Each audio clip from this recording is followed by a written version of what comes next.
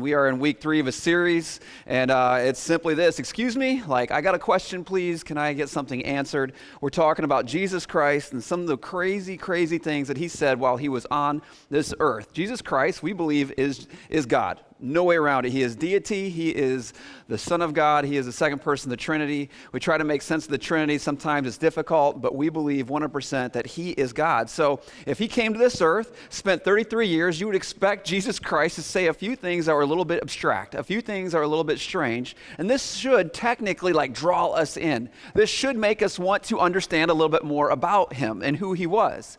If he came on this earth and he was melancholy, if he just sat back, he didn't do anything, we'd be like, I don't know if that's God or not. I'm not sure if that's really truly God himself. And of course, he did so many amazing things that we just sit back and almost marvel. But he said stuff to people, and it frustrated him. It ticked him off. The first week we looked at this, and he said, you know what? If you're going to follow me, you need to put your mother, your brother, your father. I don't care if you're a daddy's girl or a mama's boy. It doesn't matter. Put all those relationships aside and follow me. If I say to do this and mama says to do that, you need to do this because I said to do it. That's the idea behind this. And I'm sure it frustrated people. Family back then, they were even more connected back then than today because obviously there was multiple generations living in one home. And when Jesus comes on the scene and says, hey, you know what? I am more important than mom. You're going, whoa. You know what? She loved me. She cared for me. She changed my diaper. She did all those amazing things for me when I was young, right? She made me cookies. There's all kinds of stuff mom did for me. You're saying you're more important? He's like, yes. If you want to be my disciple, if you're saying you're sold out 100%, this is what it looks like. And then last week we looked at the passage. It's the first time I ever spoke on it. Most of you never even heard a sermon on that. It's one of those passages you read through in Scripture and you kind of go through it and you're like, oh, that was kind of strange, right? He's saying, you know what? If you want to be my disciple, you know what? You need to consume me. You need to have my flesh and drink my blood. And you're going, wait, I know it's October, but what in the world is happening here? He says, you need to be consumed with me. Every part of me should be every part of you. You need to be completely on board with what I'm doing, to the fact that you understand my will over and over and over every day that you get up. How in the world do we do that? And so he was trying to explain to this group of people how important this, of course, was. Today, what I want you to do on the front end of this service, and I know some of you come here to have happy thoughts, and some of you come here just to kind of, put all those problems behind you, and you come here just to kind of focus on things, but I want you to think about that person that drives you nuts the most, right? The person that you just say, dare I say, this person is your nemesis. I can't say that word. Nemesis, there it is. Thank you, Kathy. Nemesis. That person's your enemy. That person, you're like, if there's that one person that I would just prefer to never see again, ever, ever, ever, it would be that one. Some of you are going all the way back to 5th grade, right? You got picked on, you got a wedgie, something happened to you in 5th grade, and you're still thinking about that person. You're still frustrated about that person, right? Some of you got that. Maybe it's someone in your office, and you like it at 72 degrees, and they like it at 68, and they just keep sneaking over the thermostat and changing it, right? They'll do things to you, and you're like, man, I swear they hate me. I swear they dislike me. I swear there's just something about that person. Who is it for you? I want you to get their face in your head right now, right? Don't let it leave for the rest of the morning, all right? So put their face in your head, because Jesus had some stuff to say about that person, that face that's in your mind right now.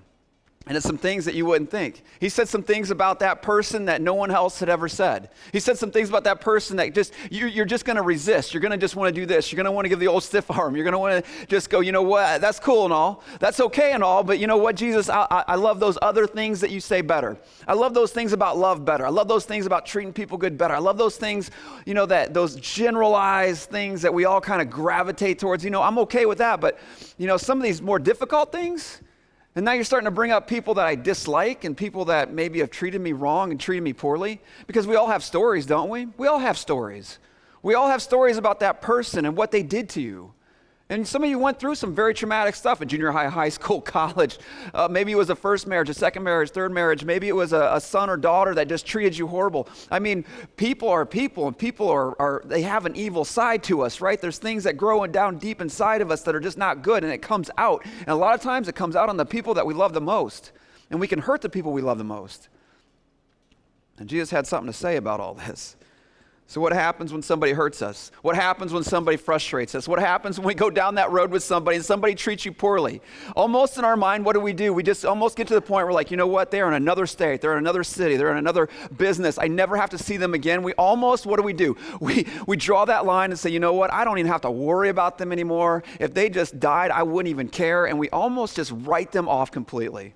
And so many times our mind goes further, like, you know what? Them and their whole family, them and that whole school, them and that whole group of people, them and that whole country. I mean, our minds can get to the point where God's just sitting back going, whoa, whoa, whoa, whoa. What are we doing here? Because what's at danger? What's the danger behind this? Some of you are thinking, no big deal. You know what? I hold a grudge, man. Just chill out. It's not a big deal. I hold a grudge. It's a little grudge. It's just a grudge. You know, I just have a little bit of hatred to them. You know, I'd probably spit on them a little if they walk by, right? You know, this is small. It's no big deal. But Christ says, you know what? Those type of people and those feelings that are coming out, we can only go so far with Christ. We can only go so far with God, depending on what we do with those feelings. If we have hatred inside, it's going to be a roadblock between us and the Lord. And I'm telling you this in the front of this message, those people that we hate the most, I'm telling you, you've given them real estate up here. You've given them thoughts up here that you shouldn't. You've given them spots in your heart that you should have never given over to them. Why? Because you haven't seen them in 3 years, but you still think about them weekly, right? You're thinking about them and the hurt that they made for you. And God's going, just do something different. And so he had some stuff to say about this, and we're going to go to a passage. And a lot of you have seen this passage before. A lot of you have read this before, but it was the Matthew version. We're going to go to the Luke account of this. Jesus Christ, when he was on this earth, he gave a lot of messages. This was the longest one that he gave. It was called the Sermon on the Mount. This wasn't like just something that was in fantasy land. These were events that took place in history at a certain place. So here's a location. Let me show you a little picture of where this sermon, and let me tell you, the Lord knew how to pick a spot, did he not? When Jesus on this, wouldn't it be amazing if I was like, let's go to this location? I could get our church would triple in size, like on one Sunday, right? If we could sit on that overlooking water and mountains, and it's just glorious. So this was the Sermon on the Mount that he gave. This is the mount that he was at. This is the middle of his ministry where things were just, people were excited. If you look in Luke chapter 6, you're going to read earlier in this chapter, I mean, people were getting next to Jesus, and it said that power was just coming out of Jesus, and it was just healing people. That's some crazy stuff right there. I mean, it was just people would go in a crowd, right? And Jesus would go through a crowd, and people would reach out, and they would grab his garment. They would grab his robe, and they would just get healed. And this was taking place right before this. So people were excited. People were amazed. They're like, man, there has never been anyone like this. Why? Because he is deity. He is God. He is the only God, right? This is why. And so when he opens his mouth, you should sit back and go, you know what? I'm going to pay attention. This should draw me in because he has some stuff to say. And it's different than what our culture says. A lot of times it's different than what our parents tell us, right? If we want to be a true disciple, we have to say, okay, I'm all in. I'm going to go ahead and follow what you have to say. And so here we go. This is Luke chapter 6, verse 27. And this is what how he starts out. He says this, but to you who are listening, I say. So he said some stuff already. Then he kind of like says, you know what, pay attention, listen up. If you're listening, I'm going to go ahead and tell you this. And he says something so abstract here. He says this, he says, love your enemies.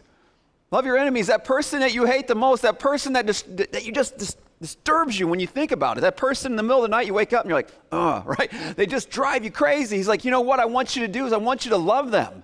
This was as weird then as it is now, right? I mean, the only reason why we kind of resonate with this and kind of understand this is because this has been around for 2,000 years and Christ's teaching has been there. And Christians have tried to follow this, even though it was difficult then and it's difficult now. This problem has not gone away. We still have enemies, right? We still have nemesis, whatever, right? We still have people that drive us crazy. One day I'll get that word down, one day. My mouth doesn't do that word, it just doesn't happen, right? So it says, love your enemies. Love's interesting because love in our language, can mean like 10 different things, right? I mean, I can love the Lord, but I can love, my dog. I love, cake, but I love my wife. I mean, so love for us in the English language is a little bit strange, but love for those that spoke Greek, this was very, very precise. This type of love was agape love. This was like real love. This is like the love that the father had for the son and the son had for the father. This is not the romantic type of love that we're like, this was like a true love that a man and woman should have for each other where they're willing to do anything for one another. And he's saying what? He says, agape your enemies? Seriously? I'm supposed to love, like, not just kind of like passive, like, oh yeah, I love that. I love tacos. Not that kind of love. This isn't that kind of love. This is like true love. And so when he said this, those people that there that day on that plateau, overlooking that amazing water and that landscape, what are they doing? They're going, whoa. I'm all for you healing me. I'm all for loving. But you know what? You're trying to tell me that I'm supposed to love the person that hates me the most? And therefore I hate them because they hate me?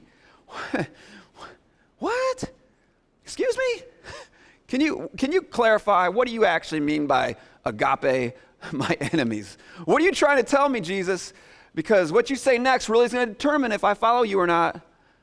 As we saw last week, Jesus' teaching was so hard. It was so hard that most of the people there that day, after getting fed, right, with the 5,000, it most likely was 10 or 15 with all the women and children there that day, a lot of them just decided, you know what, this guy's teaching is too crazy, I'm going to get up and go. And here now he says this, love your enemies. So what are you exactly telling me to do, Jesus? And so nice thing is, he actually goes on and he tells us what to do. He says this, do good to those who hate you. This is tough. Have you ever tried to do something good for the person in your office that you hate the most, right? This is not easy, that person that just makes your life annoying, right? Oh man, here's the deal. This is great because so many times we live our life based on our emotions, don't we? I do want to do this, so therefore I'm going to do it. I get up and I'm excited to do this, so I'm going to do this. My wife's amazing, so I'm going to do as much as I can for her, right? This person has just been a great friend, so you know what? My emotions, I'm happy, I'm excited, so I'm going to do everything I can to make their life good. I'm going to watch their kids, or I'm going to take care of their dog when they go out of town, whatever it might be. But what Jesus Christ is saying here, because guess what? Your emotions aren't there. You're not there excited about this person. So he says, you know what I want you to do? Get rid of the emotions. Don't worry about the emotions right now, right? He's like, I just want you to do something good for them. The emotions will catch up at some point. Let the emotions catch up. And this is so important for those that are married, because our culture will say, you know what, let's just get divorced. Why? Because you know what, man, that love just isn't there anymore. Those feelings are just gone. I haven't felt those feelings in 10 years. So you know what, therefore, this can just be null and void. And this is not okay. This is not okay. And I understand there's reasons for divorce and there's all that stuff. And, I understand all that. But in a culture that says, you got to feel it, you got to feel it before you act, here's Christ saying, you know what? This is what I want you to do. Don't worry about the feelings. Just do something good for somebody. Just do something good for them. Figure it out. One thing, what can you do that's good for them? Why? Because I want you to agape your enemies. And you're never going to come around on that, because they're mean and they're evil and they're wicked and they're trying to plot against you and they're trying to figure out how they can get you, right? And you're going, man, I got to watch my back. But you know what? I'm going to go ahead and put all that aside and I'm just going to do something good for them. Man, I know they love Starbucks. I'm just going to grab them a quick coffee in the morning and make sure that, they're going to take that coffee and they're like, did you spit in this? Right? What's going on? There's something up. Something's up with you. I got my eye on you, but I'll drink it, right? I mean, this is what he's saying. He's like, I want you to do something good. So this crowd's going, okay. He goes further, though. He isn't done yet. This isn't the end of it. I'm not reading to you 2 verses, and that's, we're just going to go home. Absolutely not. So then he goes on. He says this, bless those who curse you. Bless those that curse you. Anytime I hear the word blessing, I think of my grandmother. She's passed away, but man, every time you got around her, boy, she would tell you, bless your little heart about 10 times, right? She would kiss you all over your face, and she would, oh man, you could be with my grandmother for like 10 hours, and you would go to leave. She's like, you're leaving so soon, right? Bless your little heart, right? You want that blessing. You want to feel that blessing, that emotion, that encouragement, and here is Jesus saying, you know what? Those that are saying, they're cursing you. I mean, the words that are coming out of their mouth are so vile and wicked, and yet you're what? You're doing everything you can to bless them. This is different. This is unique. It's weird today. It was weird 2,000 years ago. Jesus is saying there's a reason why he's saying this. If you fast forward, right? Fast forward in time, right? During this time, Rome was king. I mean, you look at what they worship the gods, right? I mean, we all went back to 8th grade history. We understand Rome and mythology and Greek mythology, all that stuff. And, they worship. But if you actually fast forward like 100, 200 years, all of a sudden Christianity is the world religion. Literally, the world religion. How did it transition? How did it change? How did we go from an entire world like focusing on one type of system of religion to all of a sudden going, you know what, Christianity is it? Of course, the Roman ruler at the time, Constantine, said, you know what, this is it. But how? Everybody bought in. They're like, yeah, okay, we should do this. This makes sense. They were sacrificing Christians, right? They were burning them at the stake. They were doing all kinds of horrible, horrible things to those that are claiming to be a disciple of Jesus Christ. And if you're willing to that point of martyrdom, guess what? You're sold out. It went from that to, hey, you know what? We're all that. That's insanity. How'd this happen? It's because those Christians during that first and second century, what did they do? They just kept working. These principles that we're reading right now, they bought in. They bought in. They're like, yes, we're going to do this. And so plagues came through this time. And guess who stuck around in the middle of the plagues? When things were going bad, horribly, horribly bad, guess who stepped up? It was the Christians. And so when that Roman ruler steps up and says, Christianity is now it, this is official, everybody was like, yeah, that makes sense, because those people, man, there was something different about them. Look at it in history. I'm telling you, the words of Jesus applied can change a world. The words of Jesus, if we apply them to our life, can change the person in your office. It can change your mother. It can change your brother. It can change that best friend that turned their back on you. And now all of a sudden he's saying this stuff like this. He's saying, you know what? If you got an enemy, guess what? You need to bless them. Man, when they're cursing you, man, just look at them and just bless them. Do something. Pour into them. Do whatever you can to lift them up. Man, that goes against my soul. That goes against every part of me. Yeah. Because that's the sin nature. That's the evil side. That's the wicked side. Jesus came, he didn't have that. Did he get angry? Yeah, he got angry. You know, it was like this holy anger. It was the okay anger, because that's an emotion inside. That's not a sin. Anger is not a sin. It's what you do with the anger. As far as this hatred thing, no, he didn't have that. He didn't have that. He's not done yet, though. There's a lot jammed in these couple little verses right here. And we're going to read a few more after that even. But he says this. He goes on. So first of all, you know what? We're supposed to what? Of course, we're supposed to do good. We're supposed to do good no matter what our feelings, no matter what our emotions. He goes on, he says, I want you to bless them. And then he says this. He's like, I want you to pray for those who mistreat you. Go ahead and pray for them. Some of us have a hard time praying no matter what. And the thought that we could actually take time of our busy day and not just pray for our wife or our husband or our kids, to actually sit there and think about that person that you had in your head, right? That person you had in your mind. To actually sit there and take your time in the morning or at night and lift them up before the Lord. What in the world does that do with our soul and our being? It starts aligning our heart with God's heart. Because what does that do?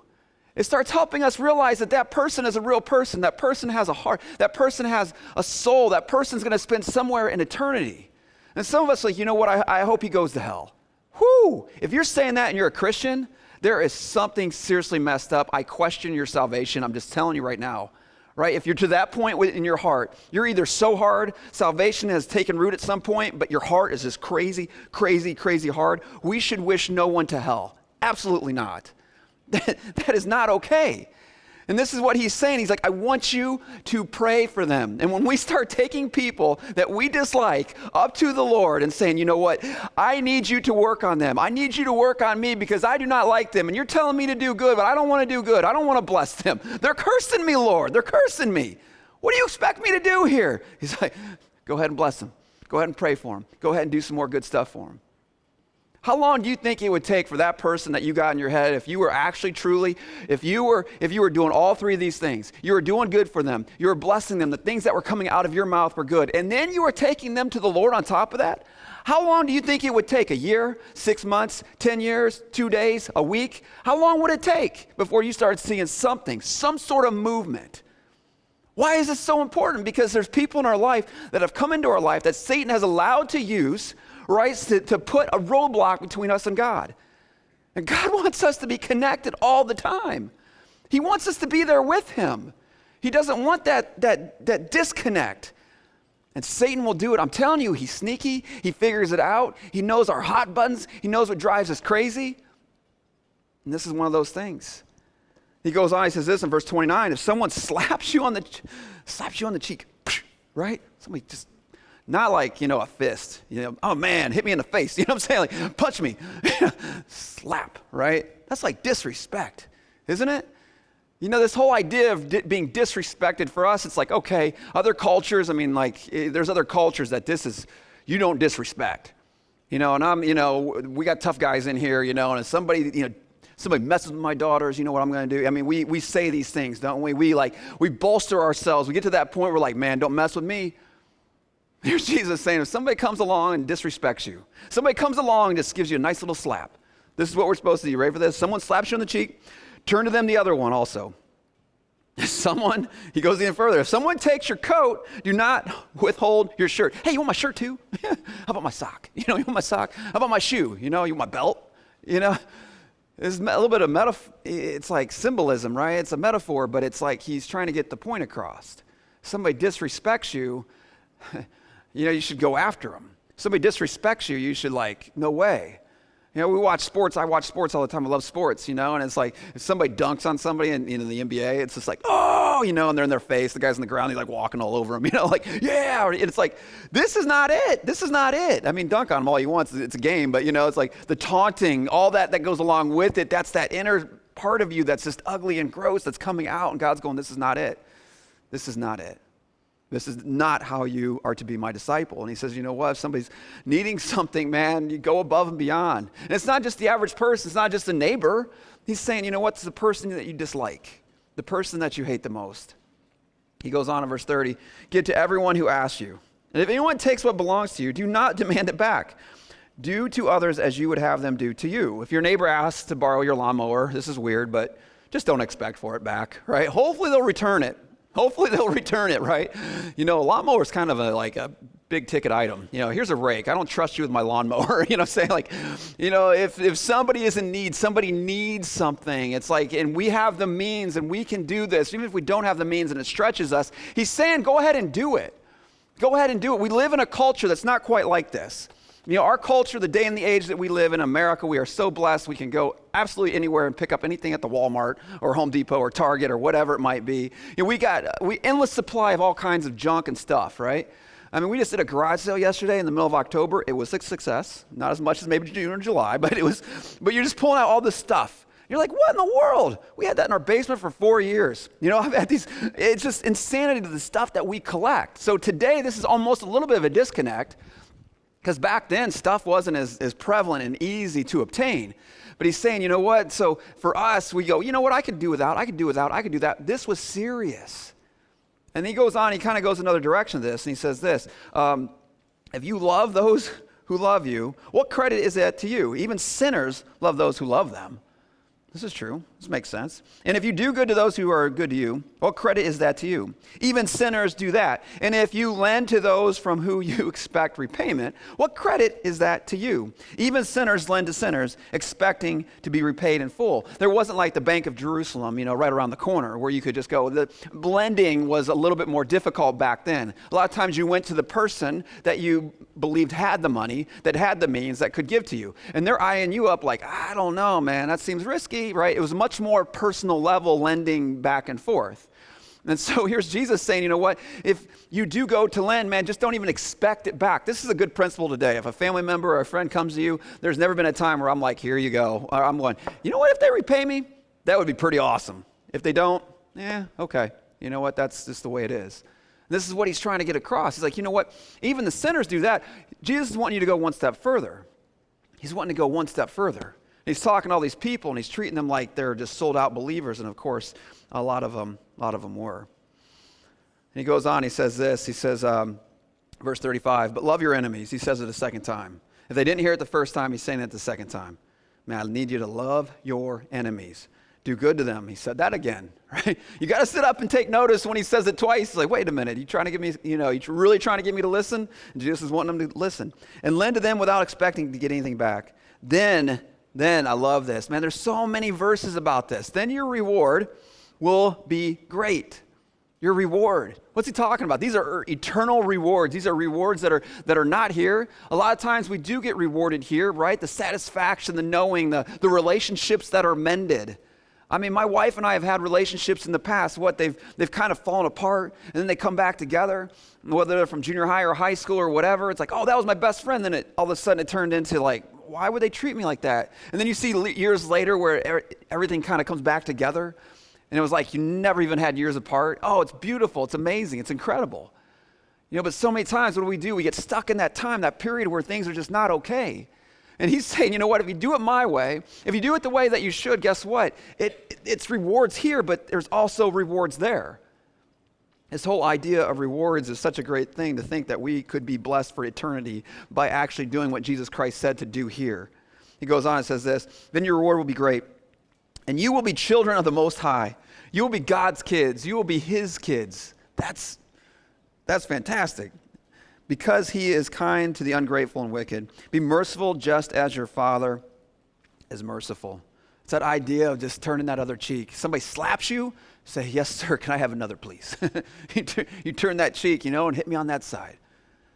This is what he's saying, but it's so easy just to be like, you know what, that was for back then. That was for 2,000 years ago. Those people really had a problem. We don't have that much of a problem. And of course, that is not the case. That is not true. This is not a one-time thing. This isn't like written in a way that we should just do this one time and be good. Well, there was that one time I had that person that I didn't like and I was nice to them, so we're good. No, it's a day after day after day after day type thing. It's going further. Jesus, we're not going to go there in our Bibles, but Jesus told this story. It was about a guy that got beat up real bad. He got beat up. It was symbolic, but he was telling a story of this man. It was a Jewish man. He got beat up and he was laid on the side of the road. And he was laid there for dead, basically. And people went by that should have stopped and should have actually paid attention. There was a religious guy, a pastor, a priest. There was all kinds of people that went by. I was like, oh, and they didn't do it. And of course, the person that did go by was a person, right, that was not supposed to, a person that should not have cared, a person that was technically someone that was looked upon as being a little bit lower than them. And so what happens? He stops by and he takes care of them. And he takes him to a spot, and of course, he pays for his time that he's there and gets him better. Jesus has story after story after story of this. So many times when we lower ourselves to be good to somebody, when we lower ourselves to pour blessings upon somebody that's cursing us, it's almost like shameful in our minds. Isn't it? It's like, I will not shame myself to do this.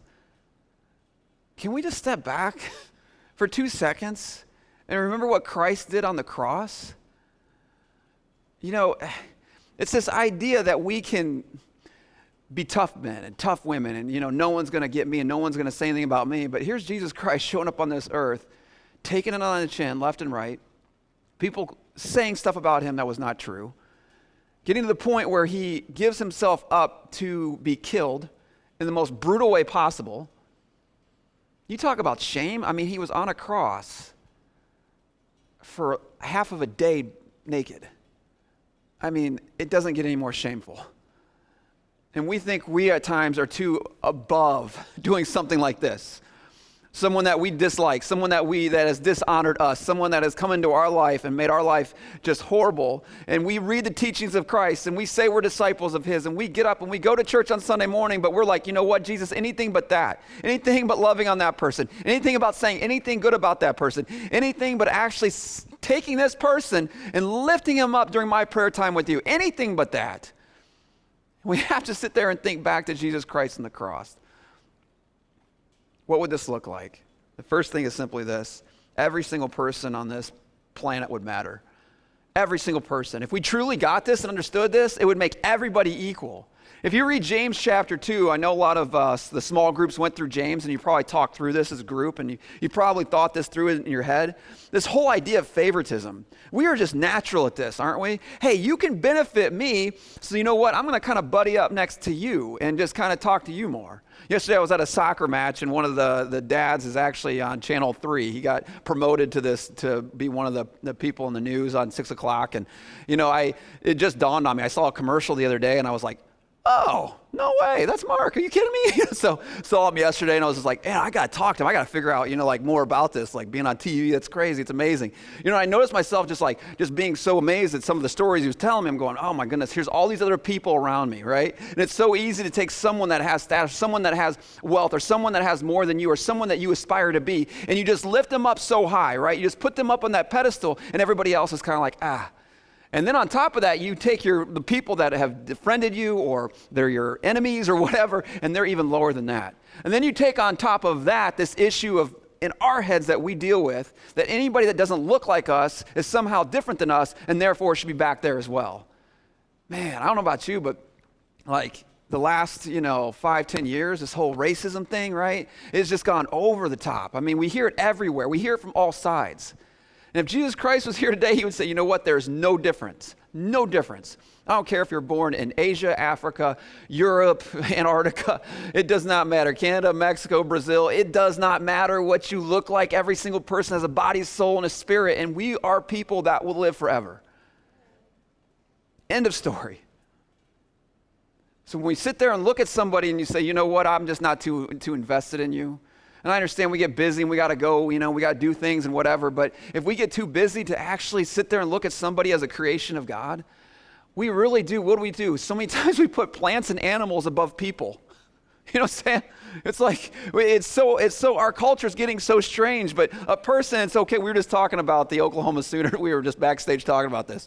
The Oklahoma Sooners wagon, I guess their mascot ended up falling over. And then one of the reports that came out, it said, you know what, no ponies or humans were hurt during this. Just the wagon got all beat up. We're like, you know what, if the pony got hurt, it would have been bad. I love ponies. Don't get me wrong. I love ponies, right? I love whales and dolphins and fish and, everything else, right? I love all animals, but it's so amazing. Like, what do we do is we put so many things above a human. We put a car above a human. So like, we think if somebody got in an accident, like, oh, that car, and you're going by, and it's like, what about the person that's in the ambulance? We get to this spot in our head and where we got to go, okay, you know what? If I'm really truly supposed to love my enemy, if I'm really supposed to pray for them, if I'm really, and obviously that's just somebody that's an enemy. It's not even the person that, of course, is in our daily life. It puts everybody on this equal playing field.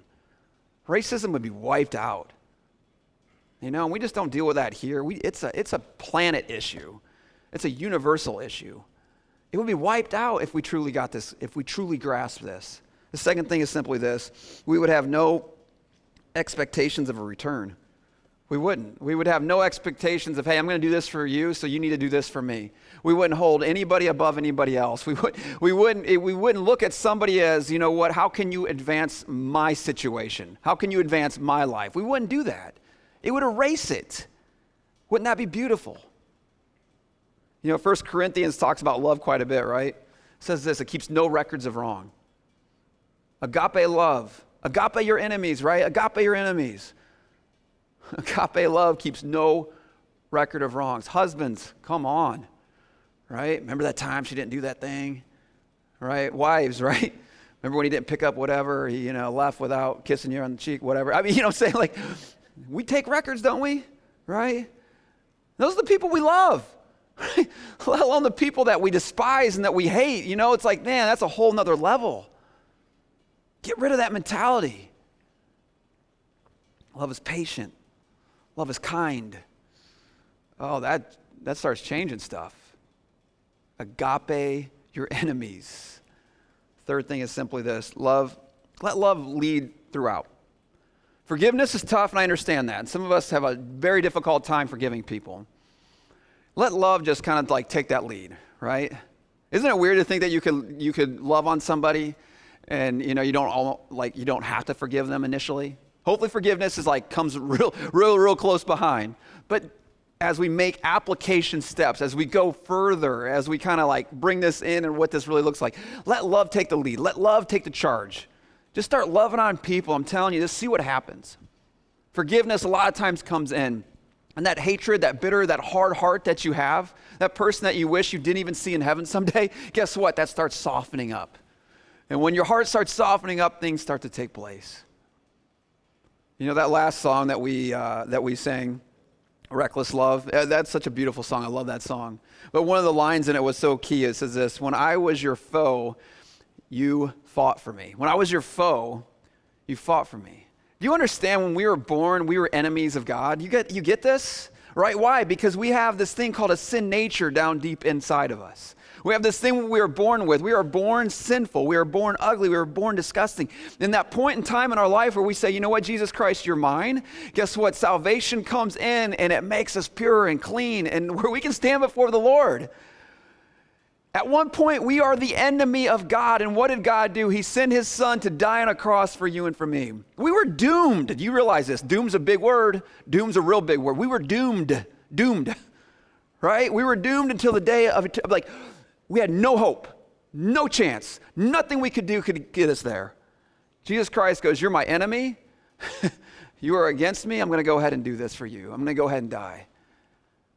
Ah, man, that changes everything. It changes everything. Let's bow our heads and close our eyes.